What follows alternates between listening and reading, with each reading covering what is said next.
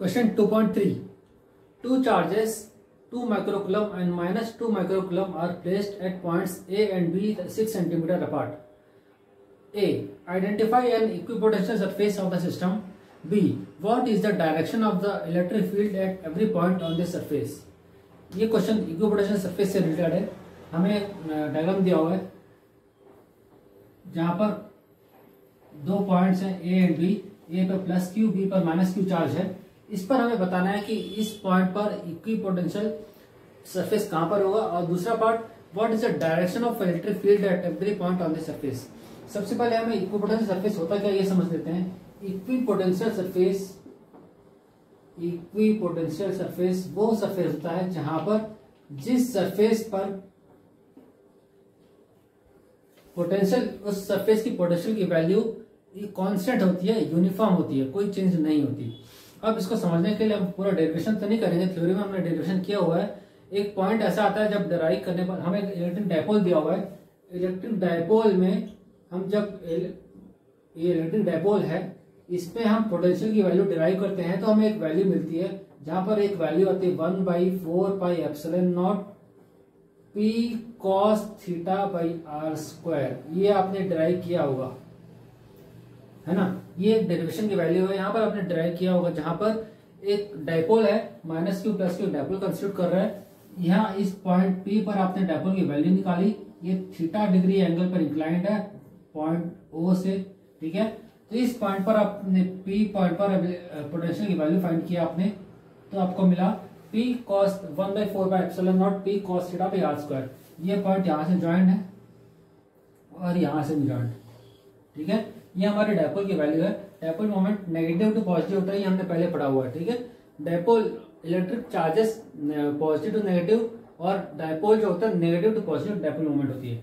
तो हमें ये जानना है, इसमें क्वेश्चन ये कह रहा है इक्विपोटेंशियल सरफेस की वैल्यू क्या होगी, कहां पर होगी। सबसे पहले हमें पता है यूजिंग दिस इक्वेशन अगर हम थीटा की वैल्यू 90 रखते हैं तो v = 0 आ रही है पूरी सरफेस पे, और दिस इज कांस्टेंट आ रही है, ये पूरी सरफेस पर कांस्टेंट रहेगी।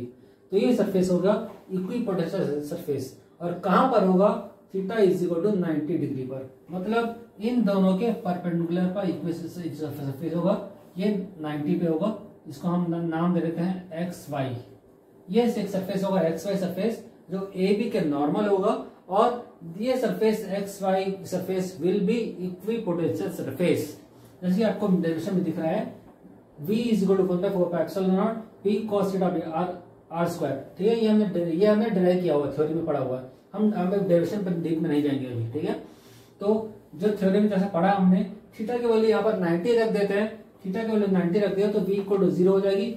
थ्रू आउट सरफेस v की वैल्यू 0 रहेगी इस सरफेस पे, और हमने पढ़ा है इक्विपोटेंशियल कॉन्सेप्ट यही कहता है थ्रू आउट सरफेस v की वैल्यू जो कॉन्स्टेंट होगी उससे ही इक्विपोटेंशियल कहेंगे।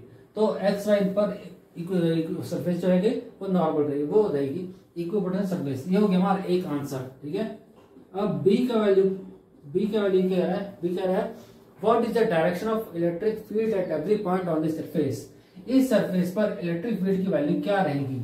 जैसे कि हमने पता है इक्विपोटेंशियल सरफेस जो होता है नॉर्मल होता है, तो इलेक्ट्रिक फील्ड भी नॉर्मल होगी इसके सरफेस की अलोंग दिस परपेंडिकुलर डायरेक्शन, ठीक है। ये परपेंडिकुलर डायरेक्शन में along 90 degree,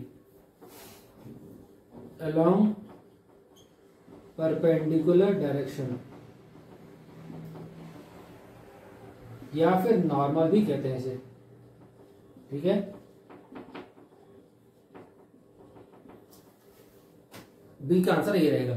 what is the direction of electric field at every point on the surface. The direction of electric field at every point on the surface will be along perpendicular और normal direction to this plane, to this normal XY, to the normal XY। इस normal के XY के perpendicular रहेगा। ये हमारा हो गया question number 2.3। Next question.